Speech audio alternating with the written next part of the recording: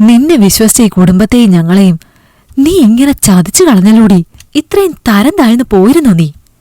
എത്രമാത്രം ധൈര്യം ഉണ്ടായിട്ടാ വല്ലവന്റെയും കൊച്ചിനെയും വയറ്റിലിട്ട് നീ ഇപ്പോഴും ഞങ്ങൾക്ക് മുമ്പിൽ നിൽക്കുന്നത്? അസത്തെ. ചോദ്യങ്ങൾക്കും കരച്ചിലിനുമൊപ്പം അമ്മയുടെ കൈകൂടി അനിയത്തിയുടെ ശരീരത്തിൽ പതിയുന്നുണ്ടെന്ന് കണ്ടതും വേഗം അമ്മയ്ക്കും അനിയത്തിക്കും ഇടയിൽ കയറി അനീഷ്. അമ്മ ഇത് എന്ത് വിവരക്കേടാണ് കാണിക്കുന്നത്? ഒന്നുമില്ലെങ്കിലും അവളുടെ ഇപ്പോഴത്തെ അവസ്ഥ നോക്കണ്ടേ നമ്മള്? അമ്മ ഇങ്ങോട്ട് മാറിക്കേ പറയുന്നതിനൊപ്പം അമ്മയെ അനിയത്തിയുടെ അരികിൽ നിന്ന് പിടിച്ചുമാറ്റി മീരയുടെ അടുത്തേക്ക് നിർത്തി അനീഷ്. അന്നേരം ഒന്ന് നോട്ടമിടഞ്ഞു അവന്റെയും മീരയുടെയും. സാരമില്ലെന്നതുപോലെ കണ്ണുകൾ ചിമ്മി തന്നെ ആശ്വസിപ്പിക്കുന്നവളെ പ്രണയത്തോടെ ഒന്ന് നോക്കി അവനും. ഇനി നമ്മൾ എന്ത് ചെയ്യും മോനെ? പൊട്ടിപ്പിളർന്ന് കരഞ്ഞു അമ്മ.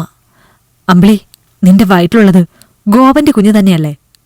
കുഞ്ഞെന്ന് കരുതി ഇത്രനാളും കൊഞ്ചിച്ചുകൊണ്ട് നടന്നവളുടെ മുഖത്ത് നോക്കി തുറന്നു ചോദിക്കുമ്പോൾ തന്റെ ഉള്ളിൽ എന്താണെന്ന് അനീഷിന് തന്നെ അറിയുന്നുണ്ടായിരുന്നില്ല. ഏട്ടൻ എന്നോട് പൊറുക്കണം, അറിയാതെ പറ്റിപ്പോയതാ. കാൽകൾ പിടിച്ച് കരയുന്നവളെ മിഴിച്ചൊന്ന് നോക്കിയവൻ. എന്താണ് അമ്പിളി അറിയാതെ പറ്റിപ്പോയത്?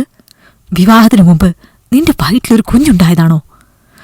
അതാണെങ്കിൽ ഒരിക്കലും അത് നീയും അവനും അറിയാതെ സംഭവിക്കില്ല. കൂടുതൽ പറയിപ്പിക്കരുത് നീ എന്നെക്കൊണ്ട്. ദേഷ്യം അടക്കി പിടിച്ച് അനീഷ് പറഞ്ഞതും അമ്പിളിക്ക് അടുത്തെത്തിയിരുന്നു അമ്മ വീണ്ടും. നീ നിന്റെ ഏട്ടനെയും അവൻ കെട്ടാൻ പോകുന്ന നിന്റെ അമ്മാവന്റെ മകൾ മീരയും കണ്ടോ? ഒരു കൂരയ്ക്ക് കീഴിൽ വർഷങ്ങളോളം ഒന്നിച്ച് താമസിച്ചിട്ടും പരസ്പരം അത്രയും ഇഷ്ടമായിട്ടും എന്തെങ്കിലും ഒരു മോശം പ്രവൃത്തി അവന്റെ ഭാഗത്ത് മീരയോടുണ്ടായതായി നീ കണ്ടിട്ടുണ്ടോടി? ഏത് കാര്യത്തിനുണ്ടൊരു നേരും നെറിയും കാലവും എല്ലാം. നിനക്കൊരു ഗോപനെ ഇഷ്ടമായിരുന്നെങ്കിൽ അതിവിടെ ഞങ്ങളോട് പറയണമായിരുന്നു. അല്ലാതെ അവനൊപ്പം അവൻ വിളിക്കുന്നിടത്തെല്ലാം ചെന്ന് വയറും വീർപ്പിച്ച് വരികയല്ല ചെയ്യേണ്ടത്. മതിയമ്മേ പറഞ്ഞത് നിർത്താൻ ഭാവമില്ലാതെ അമ്മ തുടർന്നതും അമ്മയെ തടഞ്ഞ് അനീഷ് അമ്പിളിയെ നോക്കി. നിന്റെ കല്യാണം എത്രയും വേഗം ഗോപനുമായി നടത്താനുള്ള കാര്യങ്ങൾ ചെയ്യാൻ ഞാൻ. ഒരു തീർപ്പെന്ന പോലെ അനീഷ് പറഞ്ഞതും വിടർന്നു അമ്പിളിയുടെ മുഖമെങ്കിൽ അമ്മയിൽ ദേഷ്യം തന്നെയാണ്. അതെങ്ങനെയാടാ ശരിയാവുന്നത്? നിന്റെ മീരയുടെയും കല്യാണം നടത്തിയിട്ടല്ലേ ഇവളുടെ കല്യാണം നടത്തേണ്ടതുള്ളൂ. മീരയ്ക്ക് അമ്പിളിയേക്കാൾ വയസ്സുണ്ട്. അത് മാത്രമല്ല, എന്റെ ആങ്ങളെയും ഭാര്യയും മരിക്കുമ്പോൾ എന്റെ കയ്യിൽ ഏൽപ്പിച്ചതാണെന്റെ മീരയെ. അമ്മായിയല്ല, അമ്മ തന്നെയാണ് ഞാൻ അവൾക്ക്. ആദ്യം അവളുടെ നിന്റെയും കല്യാണം, അത് കഴിഞ്ഞു മതി അമ്പിളിയുടെ. വാശിയോടെ പറയുന്ന അമ്മയെ സ്നേഹത്തോടെ നോക്കി മീരയും അനീഷും. അമ്മേ, ഞങ്ങളുടെ വിവാഹം നടത്താൻ ഇപ്പോൾ പറ്റില്ലെന്ന് അമ്മയ്ക്കറിയാലോ. മീരയുടെ ജാതകപ്രകാരം ഇനി 5 മാസം കഴിയണം ഞങ്ങളുടെ കല്യാണത്തിന്. അത്രയും നാൾ അമ്പിളി എവിടെ നിർത്തിയാൽ വിവാഹത്തിനു മുമ്പേ ഗർഭിണിയായവളെപ്പറ്റി നാട്ടുകാരും കുടുംബക്കാരും ഏറെ കഥകൾ പാടും. അത് വേണോ? അനീഷിന്റെ ചോദ്യത്തിൽ അമ്മ നിശബ്ദയായതും ഗോപന്റെ വീട്ടിൽ വിവാഹകാര്യം സംസാരിക്കാൻ തീരുമാനിച്ചു അനീഷ്. അനീഷിന്റെ തൊട്ട അയൽവാസിയും സുഹൃത്തുമാണ് ഗോപൻ. പ്രവാസിയായ അനീഷ് നാട്ടിലില്ലാത്തപ്പോൾ അനീഷിന്റെ വീട്ടിലെ കാര്യങ്ങളെല്ലാം നോക്കി നടത്തിയിരുന്നത് ഗോപനാണ്. ആ നോട്ടമാണ് ഇന്നീ അവസ്ഥയ്ക്ക് കാരണം. അനീഷിന്റെയും വീട്ടുകാരുടെയും മുമ്പിൽ തല കുനിച്ചിരുന്നു ഗോപനും വീട്ടുകാരും. ഈയൊരവസ്ഥയിൽ എന്തു പറയാൻ? ഗോപ, ഇപ്പോൾ സംഭവിക്കാൻ പാടില്ലാത്തതെല്ലാം സംഭവിച്ചു കഴിഞ്ഞു. ഇനിയത് കൂടുതൽ ആളുകൾ അറിയുന്നതിന് മുൻപ് വേഗം നിന്റെ അമ്പിളിയുടെയും കല്യാണം നടക്കണം. അത് അത്ര പെട്ടെന്ന് നടക്കില്ല അനീഷേ. ഇനി നടക്കണമെങ്കിൽ തന്നെ അനീഷ് കരുതണം. അനീഷ് പറഞ്ഞു പൂർത്തിയാക്കും മുമ്പ് അവന്റെ അച്ഛൻ പറഞ്ഞതും പകപ്പോടെ അയാളെ നോക്കി അനീഷ്. അച്ഛൻ പറഞ്ഞതും മനസ്സിലായില്ല എനിക്ക്. എന്താണ് കല്യാണം നടത്താനുള്ള തടസ്സം? അനീഷ് ചോദിച്ചതും ഗോപന്റെ വീട്ടുകാരുടെ നോട്ടം ഗോപന്റെ അനുജത്തി ഗോപികയിലെത്തി. വലതു കാലിന് ചെറിയൊരു വൈകല്യമുണ്ട് ഗോപികയ്ക്ക്. അതുകൊണ്ട് തന്നെ കല്യാണമൊന്നും നടക്കുന്നില്ല. ഗോപൻ അമ്പിളിയെ വിവാഹം കഴിക്കണമെങ്കിൽ അനീഷ് ഗോപികയെ വിവാഹം കഴിക്കണം. എന്നാലേ ഇവരുടെ വിവാഹം നടക്കൂ. ഗോപന്റെ അച്ഛന്റെ വാക്കുകളിൽ ഞെട്ടി പകച്ചു നിന്നു മീരയും അനീഷും. നിങ്ങളെന്താ അനാവശ്യമാണ് ഈ പറയുന്നത്? മീരയെ കുഞ്ഞുനാൾ മുതൽ അനീഷിന് പറഞ്ഞു വെച്ചതാണെന്ന് അറിയില്ലേ നിങ്ങൾക്ക്? മാറ്റ കല്യാണം നടക്കില്ല, പൊട്ടിത്തെറിച്ചു അനീഷിന്റെ അമ്മ. മീരയെ പറഞ്ഞു വെച്ചതല്ലേ ഉള്ളൂ. അനീഷ് അല്ലെങ്കിൽ വേറൊരാൾ വന്ന് അവളെ കെട്ടും മീരയെ. അത്ര സുന്ദരിയാണ്.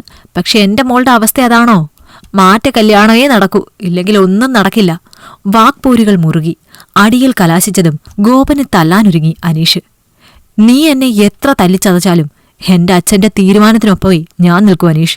നിന്നെപ്പോലെ എനിക്കും എന്റെ സഹോദരിയുടെ ഭാവി കൂടി സുരക്ഷിതമാക്കാനുള്ള ഉത്തരവാദിത്തമുണ്ട്. അത് മറക്കരുത് നീ. തന്നെ തല്ലാനോങ്ങിയ അനീഷിന്റെ കൈ തടുത്തുകൊണ്ട് ഗോപൻ പറഞ്ഞതും അവനെ ഊക്കോടെ പിന്നിലേക്ക് തള്ളി അനീഷ്. സ്വന്തം പെങ്ങളെപ്പറ്റി അത്രയേറെ ബോധം ഉണ്ടായിട്ടാണോടാ നീ മറ്റൊരു പെണ്ണിന് ഗർഭം ഉണ്ടാക്കാൻ പോയത് ചെറ്റെ? ദേഷ്യം തിളച്ച അനീഷ് ചോദിച്ചതും ഗോപന്റെ നോട്ടമൊന്ന് അമ്പിളിയിലേക്ക് നേരെ ചെന്നതും തല കുനിച്ചവൾ വേഗത്തിൽ. അനീഷേ, മോനെ, വേണ്ടടാ, വാ പോകാം. വഴക്കടിയിൽ കലാശിക്കൂ എന്ന് തോന്നിയതും അനീഷിനെയും വലിച്ചുകൊണ്ടിറങ്ങിപ്പോയി അമ്മ.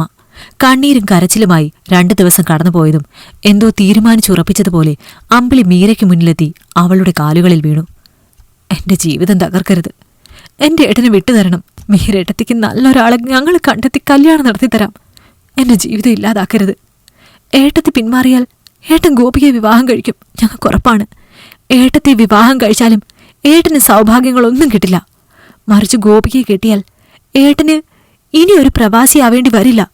ഞങ്ങളുടെ ജീവിതത്തിൽ നിന്ന് ഒഴിഞ്ഞു തരണം പ്ലീസ്. കരച്ചിലിന്റെ അകമ്പടി വിട്ടൊഴിഞ്ഞ് ഉറപ്പോടെ പറയുന്ന അമ്പിളിയെ ഞെട്ടിനോക്കി മീര ഒരു പകപ്പോടെ കണ്ടു. വാതിക്കൽ അമ്പിളിയുടെ സംസാരം കേട്ട് യാതൊരു ഭാവഭേദവുമില്ലാതെ നിൽക്കുന്ന അമ്മയെ അമ്മയുടെ മുഖത്തുനിന്നും അറിയാം അമ്മയും ആഗ്രഹിക്കുന്നത് അതാണെന്ന്. അനീഷിന്റെ നന്മയല്ലേ മോളെ നിനക്കാവശ്യം? അമ്മയുടെ ആ ചോദ്യത്തിൽ വല്ലാതെ വിയർത്തുപോയി മീര. അമ്പിളിയുടെ സംസാരത്തിലെ ഞങ്ങളിലെ ഒരാൾ അമ്മ തന്നെയാണ്. ഒന്നുമില്ലാത്ത തന്നെ ഒഴിവാക്കി മകനും മകൾക്കും നല്ല ഭാവി തേടുന്ന അമ്മ. നിറഞ്ഞൊഴുകി അവളുടെ മിഴികൾ. ഞാൻ മാറിത്തരാം അമ്പിളി. വിതുമ്പുന്ന ചുണ്ടോടെ മീര പറഞ്ഞതും ഒരു വിജയസ്മിതം തെളിഞ്ഞു അവരമ്മയിലും മകളിലും. അമ്മ അപ്പോഴേ പറഞ്ഞില്ലേ മോളെ, മീര മോൾക്ക് കാര്യം പറഞ്ഞാൽ മനസ്സിലാവുമെന്ന്. മോൾ അനീഷിനെയും പറഞ്ഞ് സമ്മതിപ്പിക്കണം കേട്ടോ. മോള് പറഞ്ഞാൽ കേൾക്കുവൻ. അനീഷിന്റെ മുന്നിൽ നല്ലൊരമ്മയായി പിടിച്ചു നിൽക്കാൻ അഭിനയിക്കുകയായിരുന്നു അവരിത്രയും കാലമെന്ന് എളുപ്പം തിരിച്ചറിഞ്ഞു മീര. അമ്മേ, ഞങ്ങളിറങ്ങി. ദിവസങ്ങൾക്കപ്പുറം ബാഗുമെടുത്ത് ഇറങ്ങാൻ തയ്യാറായ അനീഷ് വിളിച്ചു പറഞ്ഞതും അവന് ഞെട്ടലോടെ നോക്കി അമ്മയും അനുജത്തിയും. നീ എങ്ങോട്ടാടാ ഈ ബാഗെല്ലാം എടുത്ത്? പകപ്പാണവരിൽ. തൽക്കാലം ഞാൻ എന്റെ പെണ്ണിനെയും കൂട്ടി ഇവിടെ നിന്നിറങ്ങുകയാണ്. സമ്പത്തിനു മുന്നിൽ ബന്ധങ്ങൾ മറയ്ക്കുന്ന ഗർഭം എന്ന നാടകം നടിക്കുന്ന നിങ്ങൾ അമ്മയുടെയും മകളുടെയും കൂടെ ഇനി ഒരു നിമിഷം പോലും വയ്യ. മീരയെ സ്നേഹിക്കുന്ന അമ്മയായി എന്റെ മുന്നിൽ അഭിനയിക്കാൻ ഇനി അമ്മ അമ്പിളിയെ തല്ലണ്ട, ചീത്ത പറയണ്ട. എല്ലാം കഴിഞ്ഞു. ഞങ്ങളുടെ രജിസ്റ്റർ വിവാഹം നടന്നിട്ട് 2 ദിവസമായി. ഗോപിയെ കൊണ്ട് എന്നെ വിവാഹം കഴിപ്പിക്കാനുള്ള നിങ്ങളുടെ ഗർഭനാടകവും മീരയെ വല്ലാതെ സ്നേഹിക്കുന്ന എന്റെ അമ്മയെയെല്ലാം ഞാൻ ഈ 2 ദിവസം കൊണ്ട് തിരിച്ചറിഞ്ഞു കഴിഞ്ഞു. ഇനി ആ വേഷങ്ങൾ അഴിച്ചോളൂ നിങ്ങൾ. എനിക്ക് ഞാൻ സ്നേഹിക്കുന്ന എന്നെ സ്നേഹിക്കുന്ന ഈ പെണ്ണാണ് വലുത്. ഇവളുടെ അച്ഛനമ്മമാർ ഇവൾക്കായി സമ്പാദിച്ചതെല്ലാം ഇവൾ ഈ കുടുംബത്തിനു വേണ്ടി കണക്കില്ലാതെ ചെലവഴിച്ചതുകൊണ്ടാണ് ഗോപികയുടെ മുന്നിൽ ഇവളൊന്നുമില്ലാത്തവളായി തീർന്നതെന്ന് അമ്മ മറക്കരുത്. നിങ്ങൾ അമ്മയും മകളും ജീവിക്കാൻ പഠിച്ചവരാണ്. നിങ്ങൾ ജീവിച്ചോ, തനിയെ മുന്നോട്ടിനിയും. ഞങ്ങളെ ശല്യപ്പെടുത്തരുത്.